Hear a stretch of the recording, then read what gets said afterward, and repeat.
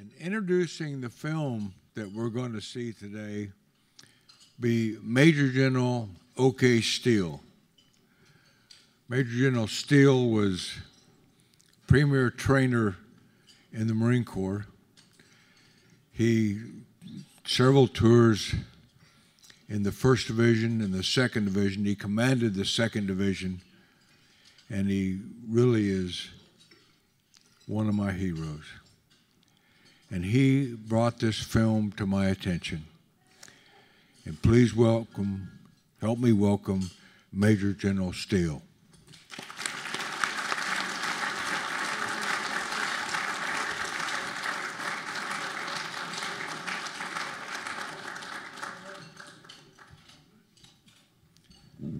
Thank you, Mike, and thank you for including me here today. I want you to know that I consider this a great honor to be in the company of so many veterans from the epic battle of Iwo Jima and here with their families. This is a true honor for me.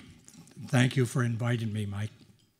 The reason I am here is because our producer of this film is a fellow person who lives in Grass Valley, California, which is my hometown. And I first met him in 2005, long before he started his quest to set the record straight on who were the flag raisers on Iwo Jima, particularly the first one. And he's going to tell us that story. And as you know, 70 years ago yesterday is when the patrol from Harry the Horse, Leversage 28th Marines first went up and found that the top of Suribachi appeared to be unoccupied, which set forward a series of events in which a 40-man patrol then came out of predominantly Echo and some other units that were fighting in the area and went up to the top, and that's what started that story. And I think you will find that Dustin Spence has done a marvelous job and makes a very compelling case in telling us exactly what took place on the top of that mountain when that first flag went up. So without any further ado, let me ask, and then you will have a chance to pose your questions to Dustin personally at the conclusion of the film. Thank you.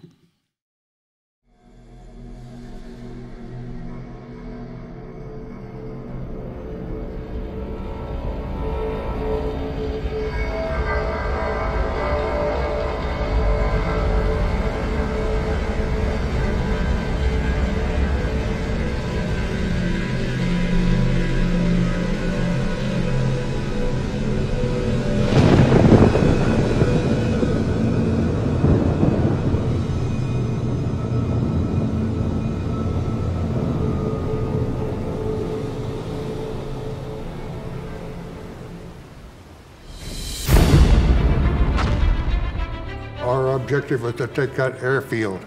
If it cost you your life, that's what you're in there for. We lost a lot of men in the first few hours there. Isn't a day go by, a night goes by that I don't think of Iwo Jima somehow, sometime. Somebody said, how could you remember it all? And I said, well, if you were there, how would you ever forget it? Heard some shouting and yelling, and I raised up and looked, and I saw the flag going up. Seeing that flag was like a boost of energy. And I knew what a tremendous effort that had been because we could see those guys fighting for it. Half the people that walk through our museum have no idea that there were actually 2 flag raisings. The flag raising captured in Rosenthal's photograph was an administrative flag raising. It was a replacement flag. The men who were responsible for the first flag raising were at a disadvantage right from the moment that photographs of the second flag raising hit the American public. The Rosenthal photo has become a national symbol. It became maybe the most famous American symbol of World War II. Lowry's photographs and that first flag raising become a footnote to the Battle of Iwo Jima. So those men have never been fully recognized. We do not have the identity of all of those guys. After the flag was up, they all went their way. Who could remember it? Because it wasn't a requirement to remember it.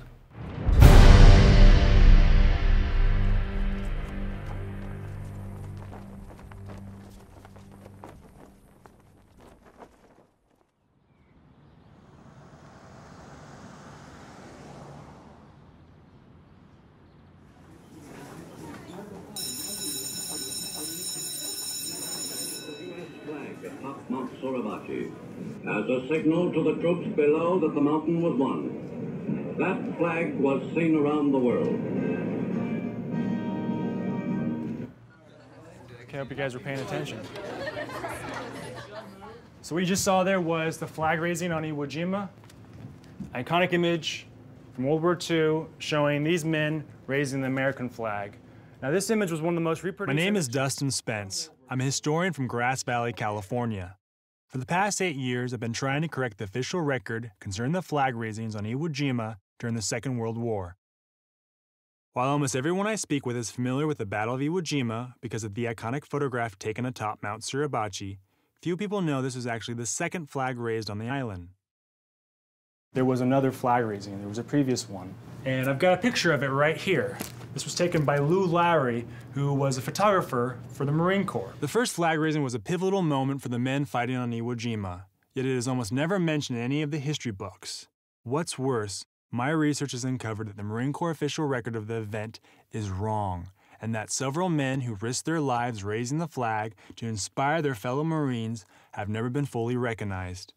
Iwo Jima was one battle in many battles of World War II. But let's get that right. And importantly, let's get that right for the veterans. And that's really, I see, our duty as young people is to carry that on. Because what you see, these veterans are passing away. And I think that's where we got to step in and do something for them. And we have every right to challenge the history books and seek the truth and make sure we get the right truth.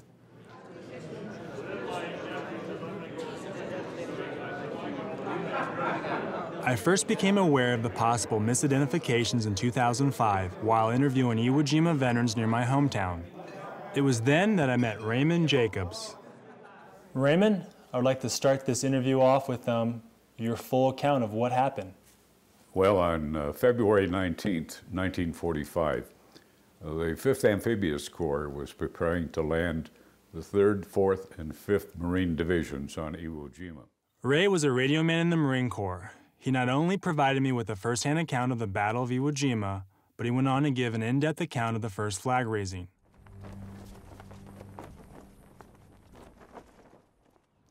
So now I'm very pleased to bring up the moving force behind this movie and the director, one of the most persistent men in Northern California, I think. And it's my pleasure to introduce my friend Dustin Spence. I think at least one of the photographers was killed on Iwo Jima, and I think that was true. Yes, the movie man who took the film of the second flag raising. Did that contribute to the difficulty, since he could have been a witness, or? No, I mean, he actually made a lot of this possible. So you see a lot of his footage in this film, especially we have actual footage of the first flag still up. So he was a tremendous help. His name was Bill Janast, who was killed later in the battle. But no, his footage stayed intact, and we use it in this documentary, and it's extremely important, especially with identifying individuals involved in the second flag raising, because we actually have film footage, where with the first flag raising, we only have photographs from Lou Lowry. I owe a lot to General Steele. This really began coming to him, having the photographic evidence. I'd already met with Raymond Jacobs and showing it to General Steele and going, hey, this is what a Marine veteran's saying. This is what I think about this. What do you think? And General Steele, was right on it, like, yes, that's correct. And he was the one that actually set it up for me to go to Washington, D.C., to reunion back there. And that's where I was able to give a presentation. I had a little PowerPoint up, and I was circling things and pointing. And in that crowd, we had some high-level Marine Corps officials that started opening up doors, and that's what's made the Leatherneck article possible. But what was really hard was even after that Leatherneck article that I mean, as you see in the documentary, you have Raymond's obituary where the Marine Corps History Division wasn't going to go around with it yet.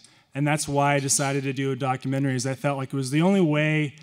I mean, it was one way to read it in an article, but it's another way to watch a documentary, to include the pictures, the video, the interviews with the family members. And so that, when I finally put that together, you kind of move on to the next step. So, I'm not someone to just throw it in a person's face. I'm just kind of letting it gestate and, kind of rise up. And my ultimate goal is, yes, there will be corrections made across the country. And another important thing is remembering also Louis Charlot. He did an incredible thing. I mean, he was with that first reconnaissance group, and I believe was one of the first individuals atop Mount Suribachi.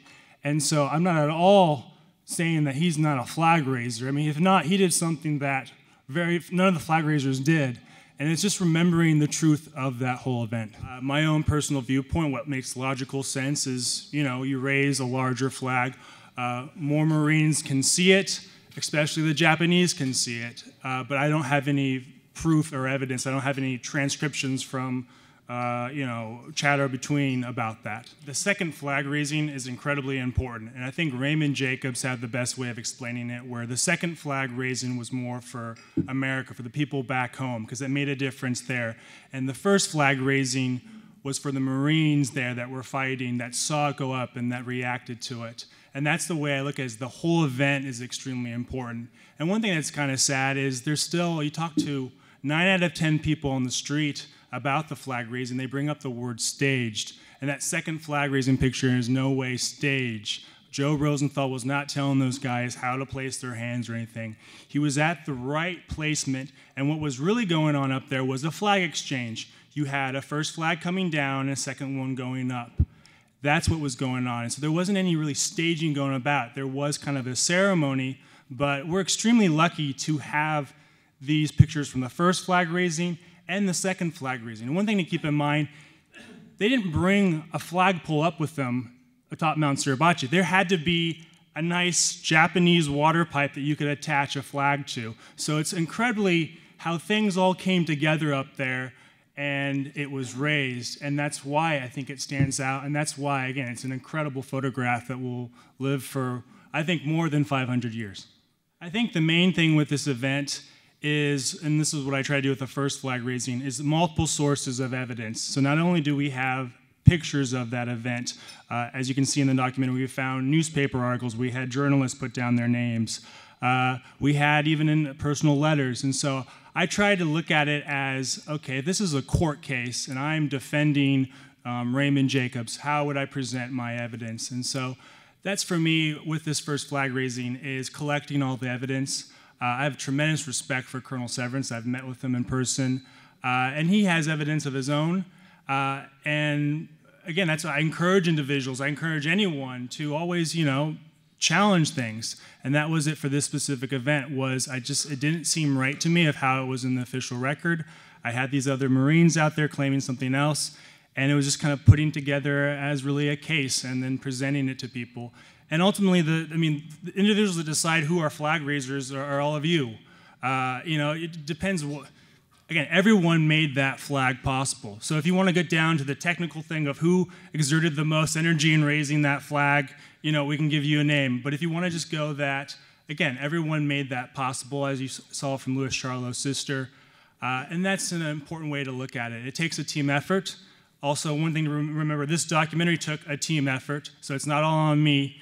To do something amazing. That was a terrific documentary, and I appreciate being able to show it here today. And I ask all of you to take a few minutes and give Dustin a big round of applause. Make a toast to the veterans of Iwo Jima.